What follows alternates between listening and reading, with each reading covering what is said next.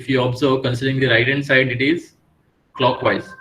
So on the right hand side, clockwise is negative. तो इसलिए हम लोग नेगेटिव ऊपर लिखते हैं. So we can draw this is 40. तो यहाँ पे ड्रॉ किया तो भी चलेगा. Let us consider this is 40 kilonewton meter. In the same way, if we consider the BC part, for the BC part, let us consider this section in between the BC. Now, if you consider the left hand side, for the left hand side, we can observe there is a anti-clockwise movement. For the left hand side, anti-clockwise is negative. So already we have drawn this 40 kilonewton meter above side, that is negative value. Then for the right hand side, there is a moment 5.928, which is written in clockwise. So for the right hand side, clockwise is negative. So we can draw it here itself. That is 5.928. And then if you observe CD part, and for the CD part, let us consider written one section. For that section, we will consider left and right side. So for the 5.928, we have already drawn this 5.928. Return अगर हम लोग देखेंगे तो return यहाँ से हम लोग observe कर सकते हैं. For the left hand side there is anti clockwise moment. तो लेफ्ट हैंड साइड के लिए एंटी क्लॉकवाइज नेगेटिव ही है, तो ये ओवरलैप हो जाएगा बराबर. For the right hand side there is a clockwise moment of 207. So clockwise है तो ये 207 यहाँ पे आ जाएगा. प्रोपोर्शनेट ड्रॉ करोगे तो अच्छा आएगा value. So let us consider as compare to this 192 207 double आएगा इसका. सॉरी डबल नहीं, इसके करीब आएगा. So let us draw here only, that is 207.736. So after drawing this, we can connect this diagram by the straight line. So we can connect it. This is 40, then this is 5.928, and return we will connect it to the 207. This 207 will be at this 0. Now if you observe, this is our actual bending moment diagram. Whatever this is, upper side values are nothing but negative moment. This one is positive one, and this is also negative one. So this point is A, B, C, D. Draw bending moment diagram very precisely, because on the bending moment diagram we can draw the deflected shape also. तो bending moment diagram अगर wrong हो गई तो deflected shape भी wrong हो जाएगा. This is our bending moment diagram. Now if you draw the deflected shape, for the deflected shape we should know the settlement of the support. We already know in this question there is one settlement at point C, that is support C is settled by 10 mm. So for that we will draw settlement also. First for the reference we will draw the above beam.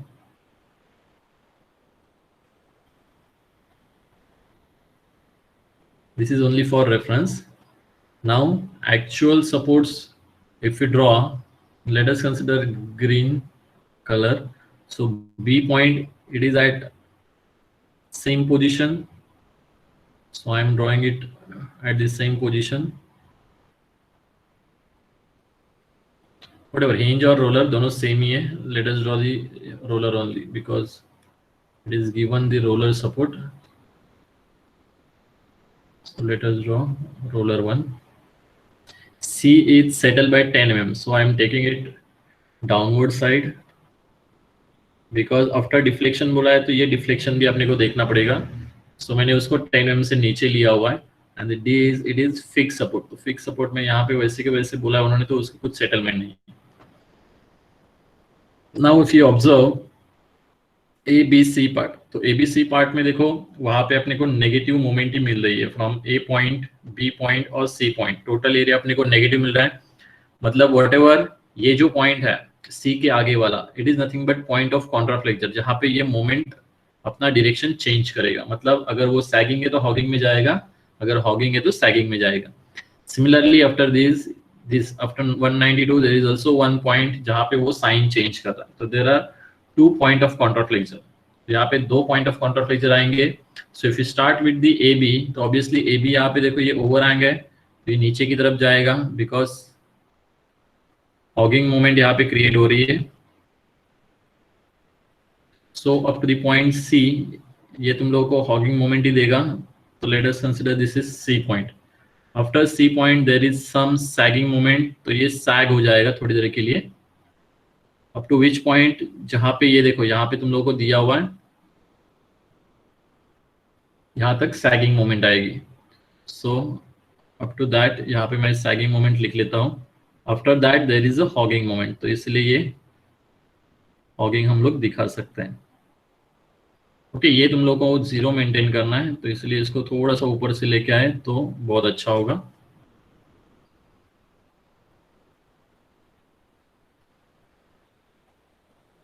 Okay, whatever ये जो point है ये भी तुम लोग का जहाँ पे मोमेंट का डायरेक्शन चेंज हो रहा है वहां पे हम लोग लिखेंगे this is point of contraflexure. जहाँ से ये ए से लेके सी तक देखो ये हॉगिंग है, यहाँ से सैगिंग हो गया, रिटर्न यहाँ से उन्होंने हॉगिंग स्टार्ट कर दिया.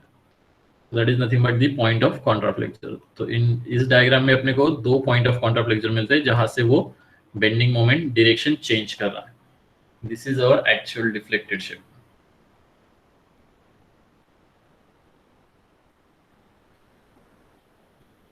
ठीक है, बिकॉज हर एक प्रॉब्लम के लिए तुम लोग को एटलीस्ट डिफ्लेक्टेड शेप तो ड्रॉ करना ही पड़ेगा.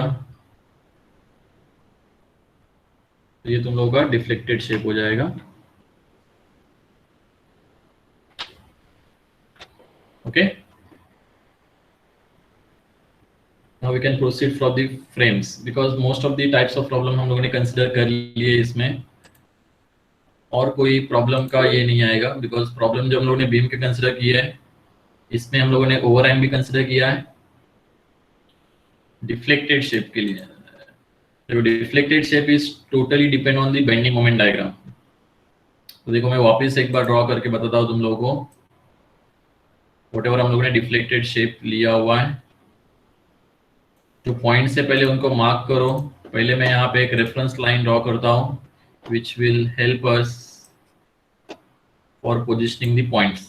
रेफरेंस पॉइंट ड्रॉ करने के बाद व्हाटएवर हम लोग का ये देखो ये भी जो लाइन्स है ये भी मैं रिटर्न नीचे खींच लेता हूँ बिकॉज यहाँ पे सपोर्ट्स तुम लोगों के रिपीट होंगे. सी से ये तुम लोगों को सी सपोर्ट मिल जाएगा.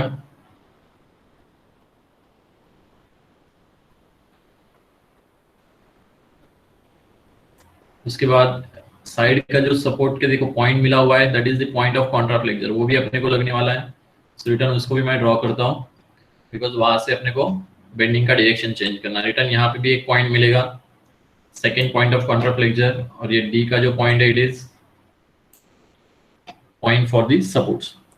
नाउ जो तुम लोगों के सपोर्ट जो फिक्स थे वो अपने को ड्रॉ करने पड़ेंगे पहले. फिक्स मतलब जो हिल नहीं रहे, अपने को जिसका सेटलमेंट दिया उसको अपने को ड्रॉ करना पड़ेगा. सो बी पॉइंट उसका डिफ्लेक्शन दिया नहीं है तो बी पॉइंट वहां पे ही रहेगा आफ्टर डिफ्लेक्शन. तो यहाँ पे मैं सपोर्ट यहाँ पे लिखता हूँ उसका. If you observe this C point, तो सी पॉइंट के लिए उन्होंने बोला हुआ है it is settle by 10 mm. तो 10 mm मैं नीचे ले रहा हूँ. ऑब्वियसली 10 mm इतना नीचे नहीं रहेगा लेकिन व्यू के लिए वो दिखना चाहिए, इसलिए मैंने उसको इतना तुम लोगों का डिस्टेंस कंसिडर किया हुआ. Whatever D it is a fix support, तो फिक्स सपोर्ट में वैसे के वैसे रख रहा हूँ यहाँ पे. This is point D. Now और एक्यूरेट अगर तुम लोगों को ड्रॉ करना है तो we have the value of theta B theta C. So we can observe that values theta B और थीटा सी. थीटा बी और थीटा सी हम लोगों ने कैलकुलेट किया हुआ I think. So theta B का वैल्यू अपने को आता है, थीटा बी नेगेटिव आ रहा है. थीटा बी नेगेटिव आ रहा है मतलब क्या हो गया, it is rotating in anti clockwise direction. और थीटा सी पॉजिटिव आ रहा है मतलब वो क्लॉकवाइज रोटेशन बना रहा है. तो सिंपल देखो थीटा बी नेगेटिव है मतलब वो एंटी क्लॉकवाइज रोटेट हो रहा है. थीटा सी पॉजिटिव है मतलब वो क्लॉकवाइज रोटेट हो रहा है. So in example we can previously देख सकते हैं कि हम लोग यहाँ पे ड्रॉ करेंगे. जो तुम लोग का थीटा बी है वो देखो पहले हॉरिजॉन्टल था, तो after deflection it should be in anti clockwise direction. तो इसको मैं एंटी क्लॉकवाइज रोटेट कर रहा हूँ थीटा बी को. सिमिलरली थीटा सी को करेंगे तो थीटा सी हॉरिजॉन्टल है पहले, तो उसके बाद उसको क्लॉकवाइज रोटेट करना है, इसलिए मैं उसको क्लॉकवाइज रोटेट कर रहा हूँ. इट इज नॉट नेसेसरी कि ये रोटेशन इतना ही रहे, ओके, रोटेशन का क्वांटिटी चेंज हो सकता है, लेकिन मैं उसको सिर्फ देखने के लिए हम लोग देख रहे हैं। It is first theta B तुम लोग का एंटी क्लॉकवाइज रोटेट हो रहा है और थीटा सी तुम लोग का क्लॉकवाइज रोटेट हो रहा है। नाउ वैल्यूज के हिसाब से मैं नहीं ड्रॉ कर रहा हूँ, बिकॉज वैल्यूज तुम लोगों के इट इज इन पॉइंट, अगर ये एक ही डिग्री से रोटेट होगा, अदरवाइज 0.1 डिग्री से भी रोटेट हो सकता है। Now we will draw the actual deflected shape. तो from A to B to C check करोगे तो पूरा तुम लोग का बेंडिंग मोमेंट का डायग्राम जो है इट इज नेगेटिव। नेगेटिव का मतलब क्या होता है? It is hugging. हॉगिंग मतलब क्या होगा? हम लोग को ऊपर टेंशन मिलेगा, नीचे कंप्रेशन मिलेगा। इसलिए अपने को ये पॉइंट ए से वैसे ड्रॉ करना है अपने को। तो फ्रॉम पॉइंट ए अगर हम लोग स्टार्ट करेंगे, पॉइंट ए से ये चला जाएगा। देखो ये अगर नीचे से जा रहा है तो ऊपर की तरफ ही निकलेगा। ओके, एक ही साइड से ऐसे नहीं करने का। देखो समटाइम्स बच्चे ऐसे कर लेता है डायरेक्टली, ये हॉगिंग यहाँ पे हो गया। It is wrong. क्यों रॉन्ग है वो भी मैं बताता हूँ। देखो यहाँ पे रोटेशन बात कर रहे हैं, तो रोटेशन तुम लोग का एक्चुअल में अगर नीचे की तरफ से जा रहा है तो ऊपर की तरफ ही निकलना चाहिए। देखो इस डायग्राम में अगर तुम लोग ऑब्जर्व करोगे तो ये रोटेशन तुम लोग ऑब्जर्व कर सकते हो कि नीचे की तरफ जितना थीटा है उतना ही ऊपर की तरफ भी थीटा आना चाहिए। ओके, वो एक्चुअल सपोर्ट का रोटेशन होगा। अगर ऐसे करोगे तो एक ही साइड में तुम लोग का रोटेशन अलग है, दूसरे साइड में रोटेशन अलग है, तो इट इज रॉन्ग। इसलिए ये ऊपर से निकल गया। उसके बाद ये आगे चला जाएगा रिटर्न। इसको चाहिए तो थोड़ा सा फिनिशिंग करते हैं हम लोग। अगर तुम लोग नोटबुक के निकालोगे तो बहुत अच्छा रहेगा वो। देखो ये रोटेशन अभी तक नीचे की तरफ ही जा रहा है, नीचे कंप्रेशन है, ऊपर टेंशन है। ये कहाँ तक निकालना है? दिस पॉइंट तक। क्यों? बिकॉज उस पॉइंट के बाद यहाँ पे पॉजिटिव मूवमेंट आ रही। पॉजिटिव मूवमेंट मतलब क्या? वहां पे सैगिंग हो रहा है। तो सैगिंग मतलब हम लोग कैसे ड्रॉ करते हैं? दिस इज फॉगिंग, और सैगिंग को हम लोग उल्टा ड्रॉ करते हैं। This is sagging. So positive है मतलब सैगिंग मोमेंट है, तो अप टू विच पॉइंट यहां तक तुम लोगों को सैगिंग मोमेंट ड्रॉ करना है। ठीक है, तो हम लोग यहां से ड्रॉ कर सकते हैं। It is sagging moment up to this point. Okay, positive है इसलिए सैगिंग मोमेंट, और आफ्टर दैट यहाँ पे रिटर्न हॉगिंग आ जाएगा। लेकिन हॉगिंग कब तक है? यहाँ पर अभी देखो डी पॉइंट क्या है? फिक्स्ड है। फिक्स पॉइंट है मतलब वहां पे रोटेशन जीरो रहेगा। ओके, और हॉगिंग है तो इसलिए वो नीचे की तरफ ही बेंट होने वाला है। इसलिए अपने को ये जीरो भी मेंटेन करना है और ये नीचे की तरफ भी लेके जाना है, तब जाके यहाँ पे हॉगिंग और जीरो आएगा। ओके, चेक कर सकते हो यहाँ से इसमें हम लोगों ने जो ये दिखाया हुआ है ये ऐसे है, दैट इज हॉगिंग। ये पोर्शन में हम लोगों ने सैगिंग दिखाया हुआ है और अनदर पोर्शन में यहाँ पे हम लोगों ने हॉगिंग दिखाया हुआ है। Is that clear? हर एक डायग्राम अलग अलग ही आएगा, depends on the bending moment diagram, उसके हिसाब से वो वैल्यू वेरी होने वाला है। This is point A, this is B, this is C, this is D. यहाँ पे भी ऑब्जर्व कर सकते हो हम लोगों ने, देखो कैसे ड्रॉ किया हुआ है। अगर चाहिए तो यहाँ पे हम लोग ऑब्जर्व करेंगे तो व्हाटएवर ये जो तुम लोग का वैल्यूज है, नीचे की तरफ से यहाँ पे एक थीटा अलग है, यहाँ पे एक थीटा अलग है। तो यानी कि जब मेंबर ऊपर से जा रहा है तो नीचे से निकलेगा, अगर नीचे से जा रहा है तो ऊपर से निकलेगा। ये थोड़ा ध्यान में रखना, बिकॉज रोटेशन अपने को ठीक से दिखाना है। This is our actual deflected ship.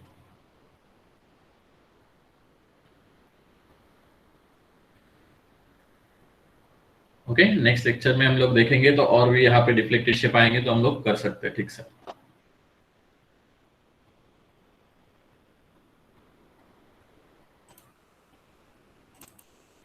Now we will start for the slope deflection method for rigid jointed frame.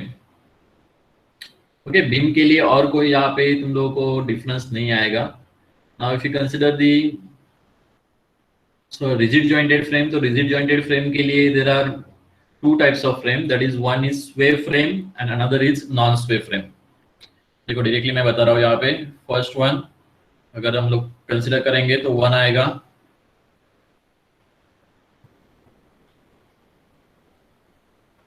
Non स्वे फ्रेम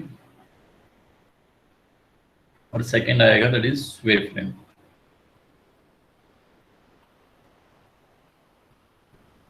नॉन स्वे और स्वे के बारे में देखो हम लोग, स्वे और नॉन स्वे मतलब क्या है।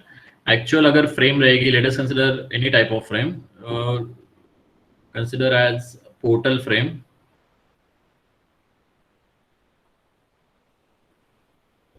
सॉरी, एक्चुअल स्वे मतलब क्या है वो देखो। स्वे मतलब that is deflection of the frame. Now if it is symmetrical, then this body can't deflect in the horizontal direction. If it is unsymmetrical due to any type of case, whatever यहाँ पे जो deflection आएगा, story deflection, it will be like this. तो ये जो तुम लोगों का deflection हो रहा है, that is nothing but delta. देखो ठीक से, ये जो deflection होगा, that is nothing but delta. तो ये जो डेल्टा है उसको हम लोग स्वे बोलते हैं। तो ये स्वे कब पॉसिबल है? There may be due to the unsymmetry in the frame. देखो बहुत सारे कारण है। First one that is unsymmetry in geometry.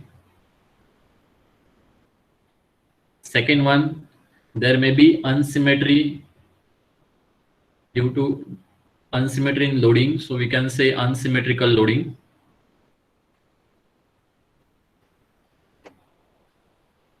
Third one, there may be unsymmetry, uneven, or we can say unequal. यहाँ पे अगर support रहेंगे तो there may be chances of sway. Unequal supports. There are many cases. We can say the level of the supports. Level of the support भी अगर नहीं है तो भी तुम लोगों का वहां पे स्वे होने की चांसेस है। और तुम लोगों का आएगा लोडिंग में, तुम लोगों का हॉरिजॉन्टल लोड की वजह से भी आ सकता है। नेट हॉरिजॉन्टल लोड अगर प्रेजेंट है तो उसकी वजह से भी स्वे आ सकता है। ठीक है, ये तुम लोगों के जजमेंट के ऊपर है। We can observe the structure if the structure is symmetrical in all the cases. एक और केस आएगी दैट इज फ्लेक्चरल रिजिडिटी। अगर फ्लेक्चरल रिजिडिटी भी यहाँ पे कुछ भी वैरी हो रहा है then also there will be chances of sway. अभी देखो अगर यहाँ पे मैं एक इस पॉइंट के ऊपर अगर मैं कुछ रिएक्शन लगा दूं, हॉरिजॉन्टल रिएक्शन या फिर हॉरिजॉन्टल सपोर्ट रहेगा, भले ही वो सिमेट्रिक रहेगा लेकिन वहां पे अगर हॉरिजॉन्टल सपोर्ट है देन वहां पे स्वे के चांसेस नहीं रहेंगे, बिकॉज वो सपोर्ट जो रहेगा वो स्वे होने नहीं देगा। तो इसीलिए तुम लोग को ऑब्जर्व करना है कि तुम लोग के फ्रेम में किधर सिमेट्री है या फिर अनसिमेट्री है, तो उसके हिसाब से तुम लोग का डिफ्लेक्शन हो रहा है कि नहीं उस स्टोरी का, वो तुम लोग को ऑब्जर्व करना है। From that we can observe whether it is sway और नॉन स्वे। अगर फ्रेम नॉन स्वे है तो तुम लोग जो बीम के लिए प्रोसीजर अप्लाई किया था वही प्रोसीजर हम लोग फ्रेम के लिए अप्लाई करेंगे। अगर वो स्वे फ्रेम रहेगी तो अपने को कुछ एक्स्ट्रा स्टेप भी ऐड करने पड़ेंगे to find out this delta value. Okay, तो पहले हम लोग यहाँ पे नॉन स्वे का एक सिंपल एग्जांपल देखते हैं। अभी देखो ये एग्जांपल तुम लोग को भी हेल्प करना पड़ेगा बिकॉज एग्जांपल मेरे पास सॉल्व नहीं है, तो हम लोग जस्ट सॉल्व के लिए हम लोग करेंगे एग्जांपल, तो तुम लोग भी थोड़ा कैलकुलेशन में हेल्प करो। ओके, तो एक सिंपल एग्जांपल लेते हैं हम लोग नॉन स्वे frame.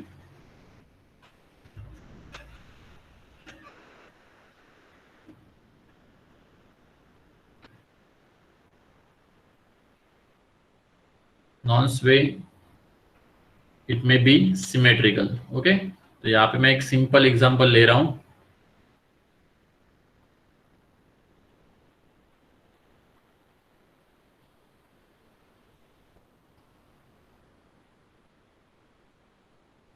Let us consider one frame.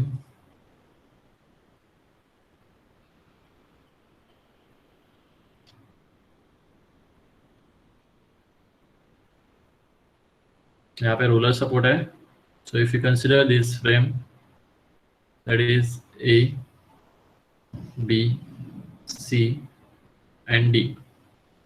Okay, let us consider this AB is subjected to UDL of 10 kilonewton per meter and BC has a point load of 100 kilonewton. Simply लेते हैं हम लोग values जिससे तुम लोगों को ज़्यादा तकलीफ ना हो। बीसी के ऊपर कुछ लोडिंग लिया नहीं लिया तो भी चलेगा, डोंट वरी, हम लोग को सिर्फ एग्जांपल देखना है। So let us consider EI is constant,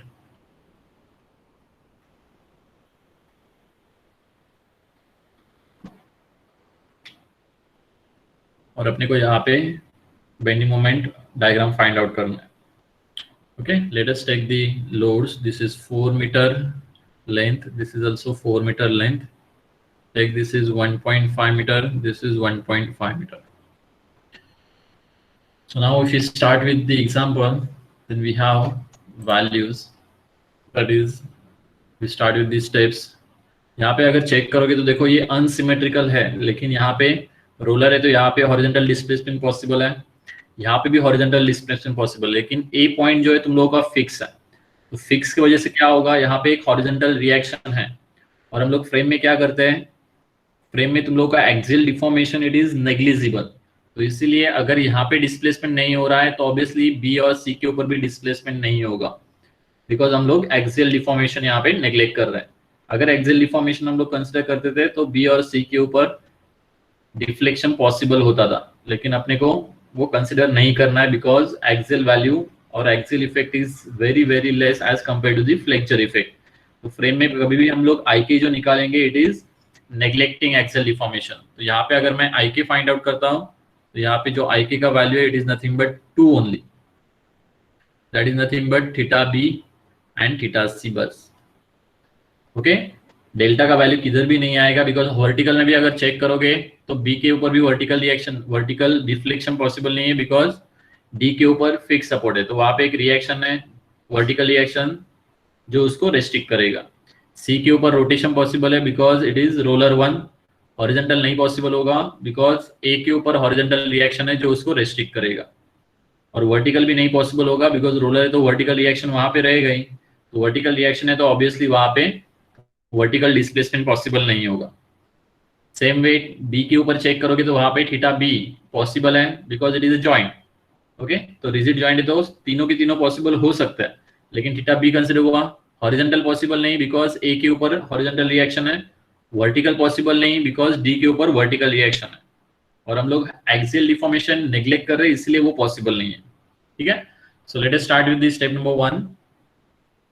So now if we start with the step number 1, तो step number 1 हम लोग क्या करते हैं, यहाँ पे we will calculate the fixed end moments। FEM हम लोग कैलकुलेट करेंगे। तो पहली जो FEM आएंगी that is for the member AB।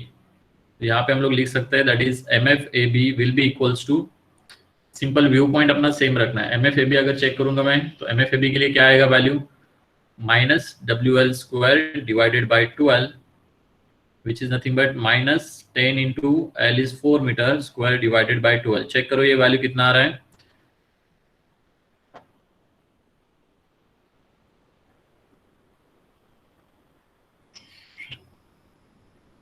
Please calculate it.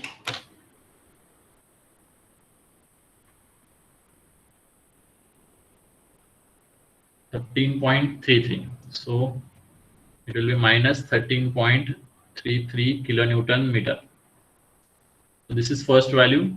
Similarly we can calculate the second value, that is MFBA, whose value will be same but it is in clockwise direction, so that will be positive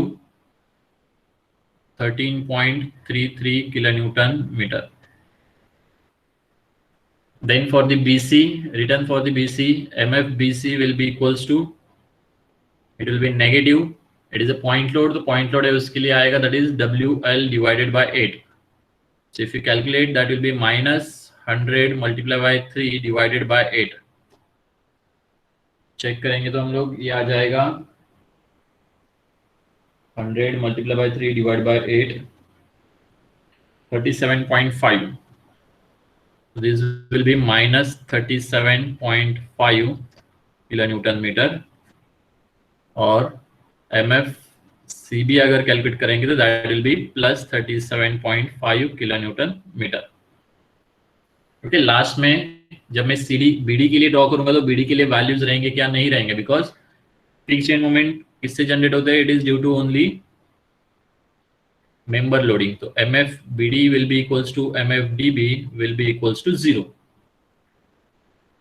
ये calculation होने के बाद फिर हम लोग proceed करेंगे next equation के लिए, दैट इज नेक्स्ट पेज पे हम लोग क्या लिखेंगे, नेक्स्ट स्टेप। तो next step will be that is step number 2,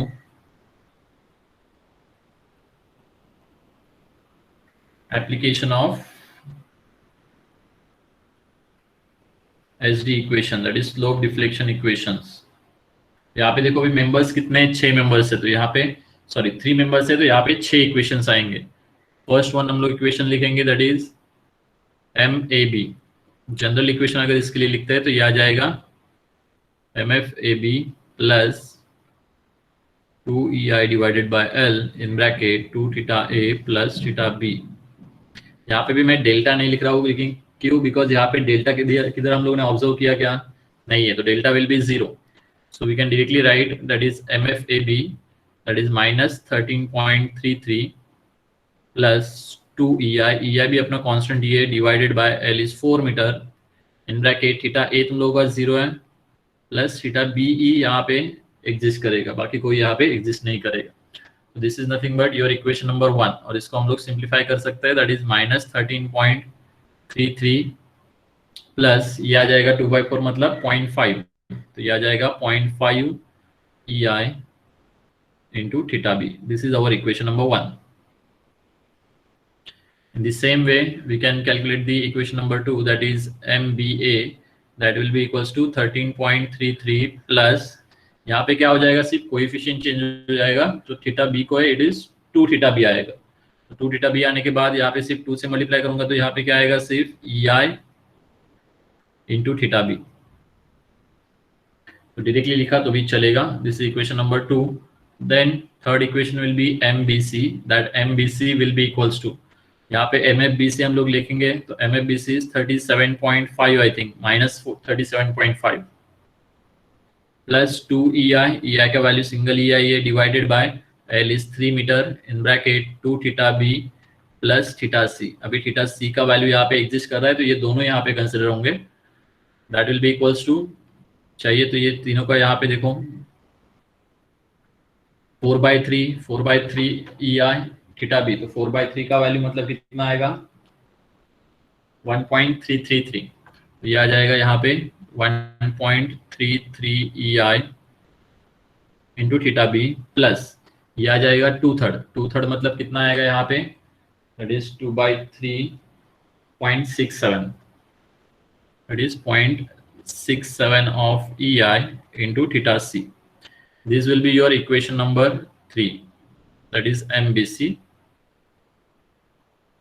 Similarly, we can calculate the equation number 4, that is MCB will be equals to, यहाँ पे क्या हो जाएगा प्लस 37.5, that is FEM जो चेंज हो रहा है वो, प्लस ये दो ही कोएफिशिएंट टर्म रिपीट होने वाले हैं MBC के और MCB में। MBC में क्या था 2 theta B plus theta C, तो ये इंटरचेंज हो जाएगा कोएफिशिएंट, तो यहाँ पे भी कोएफिशिएंट इंटरचेंज होने के बाद आ जाएगा, ये आ जाएगा 0.67 EI into theta B plus 1.33 EI into theta C। चाहिए तो इसको कैलकुलेट करोगे तो भी चलेगा, तुम लोगों का वैल्यू चेंज नहीं होने वाला। द लास्ट वन मेंबर कौन सा है, that is BD member. BD member के लिए हम लोग चेक करेंगे तो पहला आएगा MBD will be equals to MFBD, तो अपना 0 है बिकॉज मेंबर लोडिंग नहीं है वहां पे, plus if you draw 2EI divided by, I think length is 4 metre, check it whether the length is 4 meter, yes it is 4 meter in bracket it will be 2 theta B only, okay। theta D का value क्या है 0 है, तो लिखने की जरूरत नहीं है, नहीं लिखा तो भी चलेगा। तो इक्वेशन में ये क्या बनेगा सिर्फ, दैट इज 2 to 4, तो ये आ जाएगा सिर्फ EI into theta B। This is equation number 5, and the last equation that is MDB will be equals to, सिर्फ यहाँ पे 0.5 EI into थीटा B आ जाएगा। This will be your equation number 6। ठीक है, डायरेक्टली मैंने वैल्यूज पुट कर दिया है, बाकी कुछ नहीं किया है। तो व्हाटएवर यहाँ पे जो इक्वेशंस मिले, these are nothing but the slope deflection equations. Now we will go for the step number 3. That is step number 3 is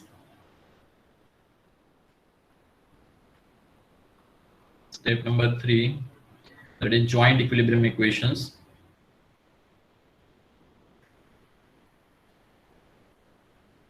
अभी अपने पास अननोन कितने हैं, 2 ही हैं।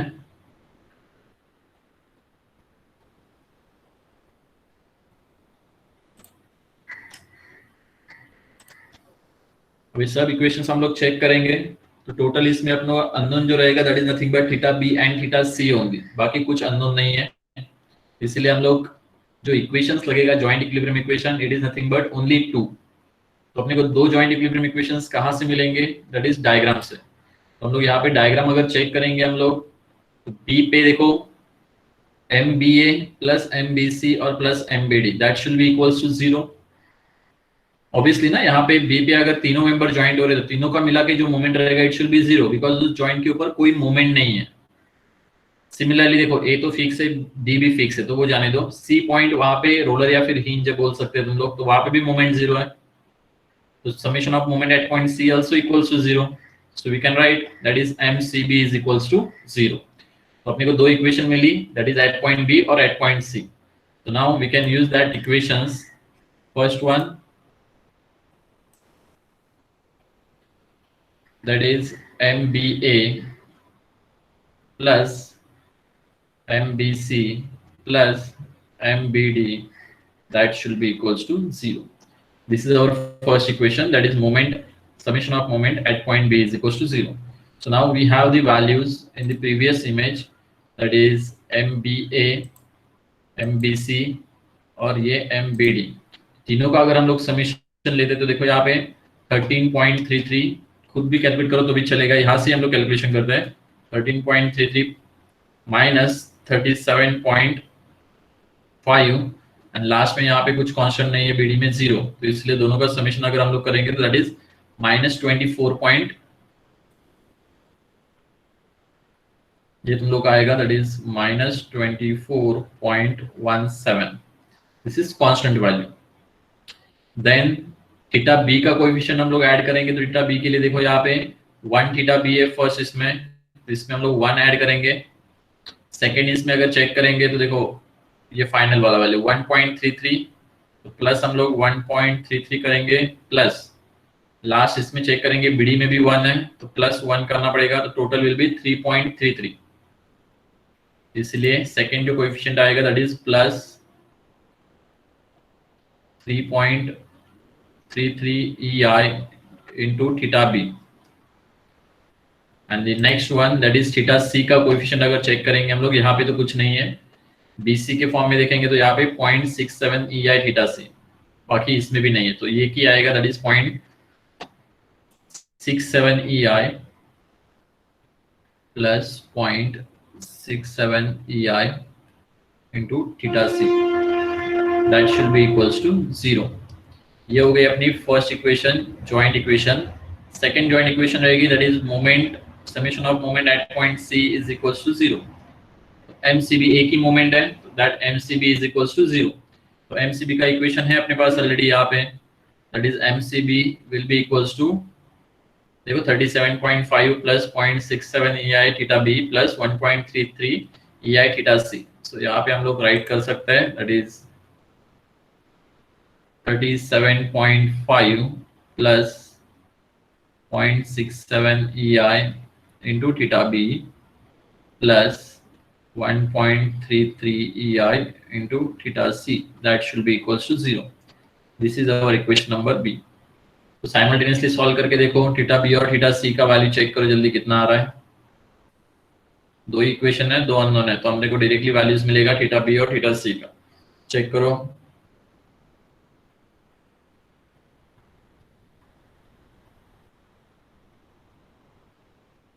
solve that values, that is 0.67, 1.33,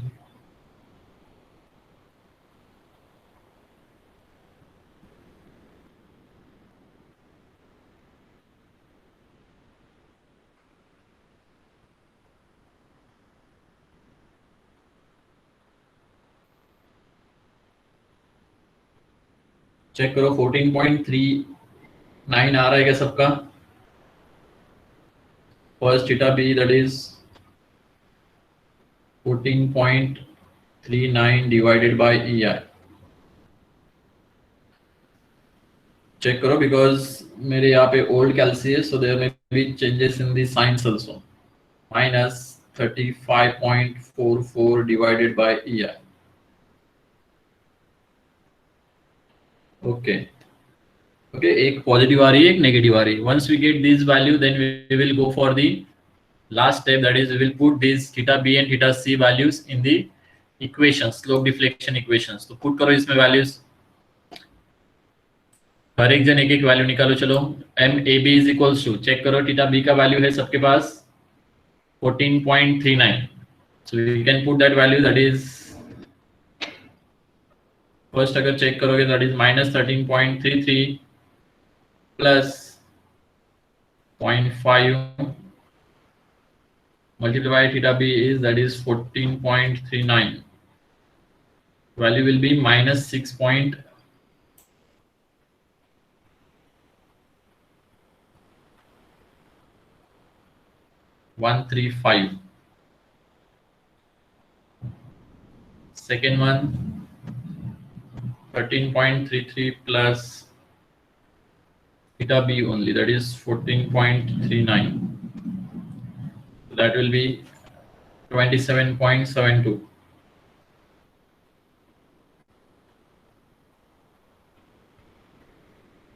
third BC के लिए चेक करेंगे तो that will B -37.5 plus 1.33 into 14.39 plus 0.67 into theta c, that is -35.44. BC की वैल्यू चेक करो, दैट इज -42.11. चेक करो, सिंगल 2 डिजिट में हम लोग ले रहे हैं. थर्ड जब CB की कैलकुलेट करेंगे हम लोग वैल्यू, तो CB के लिए आएगा 37.5 plus 0.67 multiply by theta b, that is 14.39 plus 1.33 multiply by theta c is -35.44. that is negligible. I think 0 आ रहा है वो.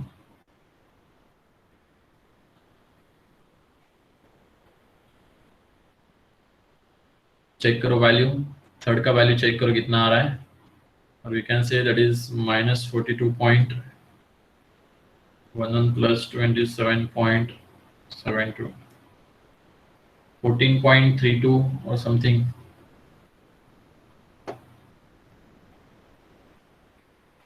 It is very less, तो उसको हम लोग 0 भी कंसिडर कर सकते हैं, बिकॉज 10⁻³ में आ रहा है ये. और BD का वैल्यू चेक करो, इट शुड बी 14.39, 14 पॉइंट के इसमें आने चाहिए. The last one, that is DB, that is 0.5 into 14.39, 7.195.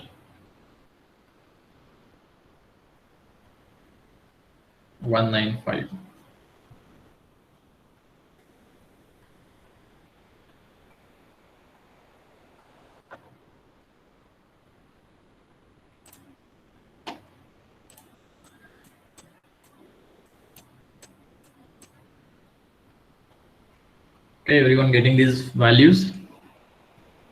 Simply we can go for the last, that is we will draw free body diagram. So for the free body diagram, let us draw values separately.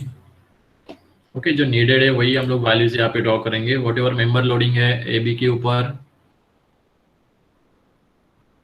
UDL है सिर्फ यहाँ पे 10 kilonewton पर metre की.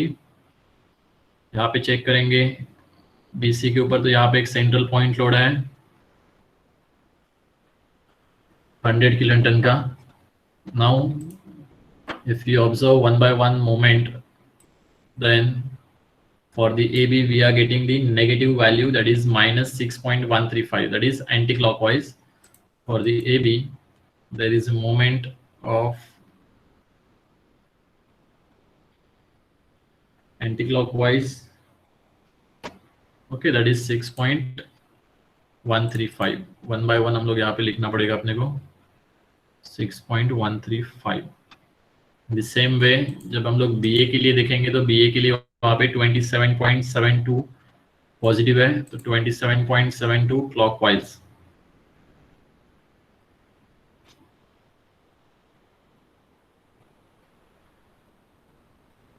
Then return BC के लिए check करेंगे तो BC के लिए यहाँ पे -42.11, तो -42.11 मीन्स एंटी क्लॉकवाइज।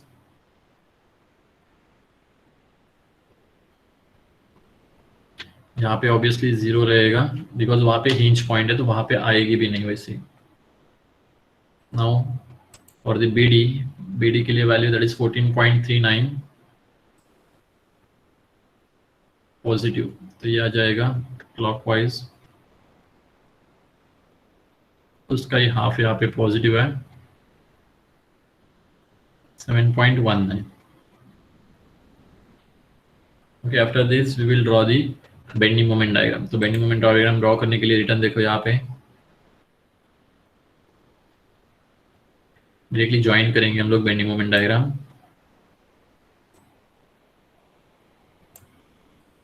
फर्स्ट अपने को मेंबर लोडिंग है, उसके वजह से फ्री BMD अपने को निकालना पड़ेगा।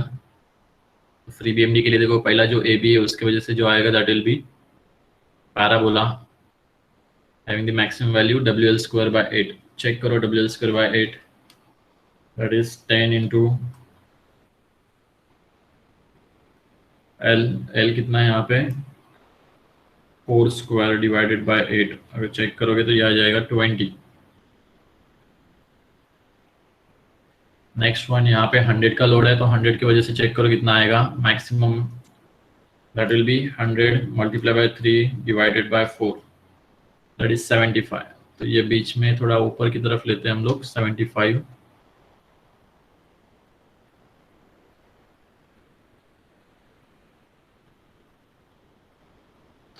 दिस इज 75 और लास्ट में लिखने की जरूरत नहीं है बिकॉज ऑलरेडी वहाँ पे मेंबर लोडिंग नहीं है। सो नाउ सेकेंड वन हम लोग ब्लैक कलर से ड्रॉ करेंगे, that is this fixed end moment की वजह से आया हुआ bending moment diagram, that is fixed BMD। तो इसके लिए रिटर्न सेक्शन रखेंगे बीच में। देखो यहाँ पे अगर सेक्शन रखते हैं हम लोग तो ये लेफ्ट साइड और ये राइट साइड, तो लेफ्ट हैंड साइड के ऊपर ये क्या है यहाँ पे एंटी क्लॉकवाइज है, तो लेफ्ट हैंड साइड के ऊपर anti clockwise,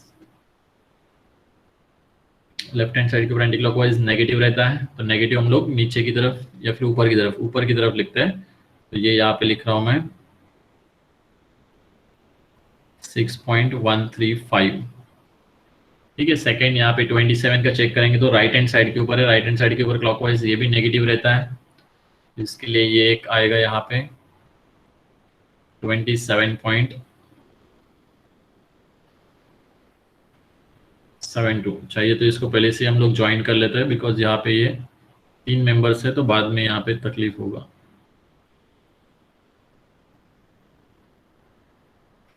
this is first one. Okay, तो यहाँ पे ऑब्जर्व कर सकते हैं this is positive one, okay this is negative और this is negative. Then return जब मैं BC की बात करूंगा तो BC के लिए भी देखो सेक्शन बीच में से हम लोग ड्रॉ करेंगे, तो लेफ्ट हैंड साइड के ऊपर दिस इज एंटी क्लॉकवाइज, तो एंटी क्लॉकवाइज क्या रहता है रिटर्न नेगेटिव। तो नेगेटिव के लिए देखो ये एंटी क्लॉकवाइज यहाँ पे हम लोगों ने ड्रॉ किया, दिस इज 42.11।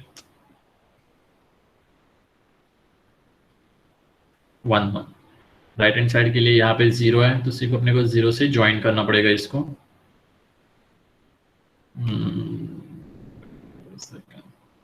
लाइन से ड्रॉ करता है। ठीक है, तो यहाँ पे हम लोग ऑब्जर्व करेंगे this is negative diagram and this is positive one. Last जब मैं वर्टिकल मेंबर की बात करूंगा तो देखो तुम लोगों के ऊपर है, हम लोग रेफरेंस पॉइंट हमेशा इस साइड से रखेंगे। ठीक है, जब भी मैं वर्टिकल मेंबर देखूंगा कौन से भी फ्रेम में, यानी कि अगर ऐसा सिचुएशन आता है तो हम लोग इस साइड से देखेंगे। तो इस साइड से देखने के बाद अगर मैं सेक्शन यहाँ पे लेता हूँ तो this is our left side, this is our right side. तो लेफ्ट साइड के ऊपर ये वैल्यू क्या है यहाँ पे क्लॉकवाइज, तो लेफ्ट हैंड साइड के ऊपर क्लॉकवाइज क्या रहता है, लेफ्ट हैंड साइड के ऊपर क्लॉकवाइज पॉजिटिव रहता है। तो अभी देखो यहाँ पे कुछ मेंबर लोडिंग नहीं है तो हम लोग ऊपर नीचे लिखा तो भी चलेगा बिकॉज ओवरलैप होगा ही नहीं, तो अपने को सिर्फ पॉजिटिव और नेगेटिव से मतलब है। तो पहला जो वैल्यू आएगा दिस इज 14.39, दिस इज कौन सा है ये क्लॉकवाइज है, तो लेफ्ट हैंड साइड पे क्लॉकवाइज पॉजिटिव वन। और रिटर्न राइट हैंड साइड पे क्लॉकवाइज नेगेटिव, तो ये नेगेटिव नीचे की तरफ हम लोग लिख लेंगे, दैट इज 7.91।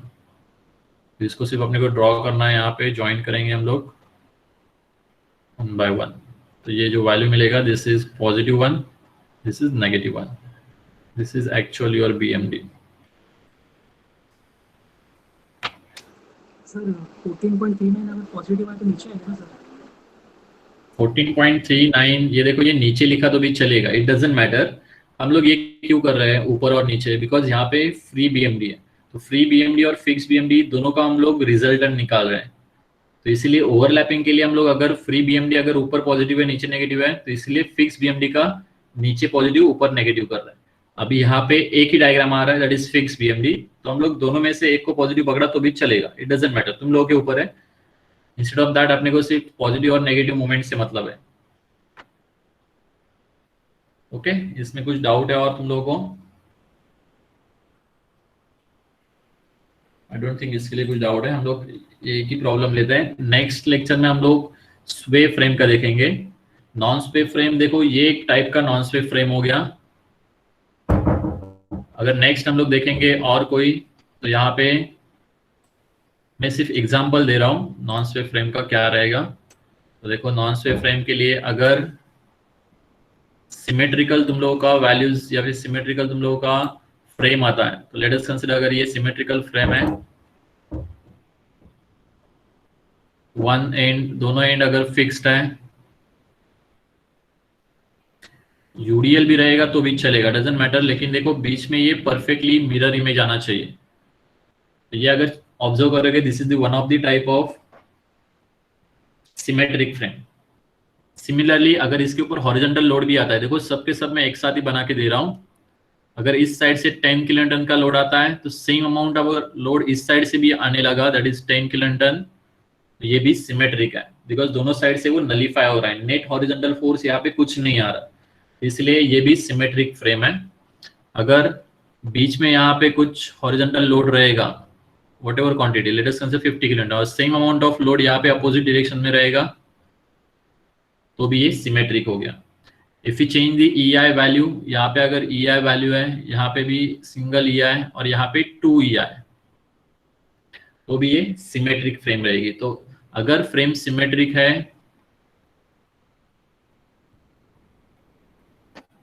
तो उसको हम लोग नॉन स्वे में कंसिडर करेंगे, ठीक है, बिकॉज ये हॉरिजॉन्टल में मूव होगा ही नहीं।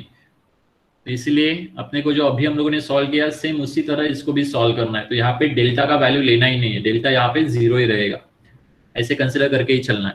अगर मैं यहाँ का एक भी लोड यहाँ पे रिमूव कर लेता हूँ, वी कैन कंसिडर कि अगर मैं ये 10 को भी मैंने यहाँ पे रिमूव कर दिया, तो भी ये स्वे फ्रेम में कंसिडर हो जाएगा। तो अपने को डेल्टा कंसिडर करना पड़ेगा, अदरवाइज यहाँ पे सपोर्ट अगर चेंज कर लेता हूँ तो भी यहाँ पे ये स्वे फ्रेम कंसिडर होगी। इसलिए नॉर्मली ये फ्रेम में यहाँ पे रख देता हूँ फॉर द नॉन स्वे रेफरेंस। वो एक एग्जांपल लिया था, यही एग्जांपल हम लोग उसी सेम पैटर्न से सॉल्व कर सकते हैं to find out the 2 rotations. Okay, तो यहाँ पे डेल्टा हम लोग वैल्यू नहीं लेंगे। तो नेक्स्ट लेक्चर में डायरेक्टली मैं यहाँ पे स्वे फ्रेम स्टार्ट करूंगा। तो स्वे फ्रेम के लिए अपने स्टेप्स थोड़े से इंक्रीज होते हैं। नॉर्मली व्हाटएवर हम लोगों ने अभी तक किया वो हम लोग करने वाले, प्लस वहां पे कुछ एक्स्ट्रा स्टेप्स आएंगे, वो हम लोग वहां पे इंडिकेट करेंगे। ठीक है, यहाँ पे हम लोग स्टॉप कर रहे हैं।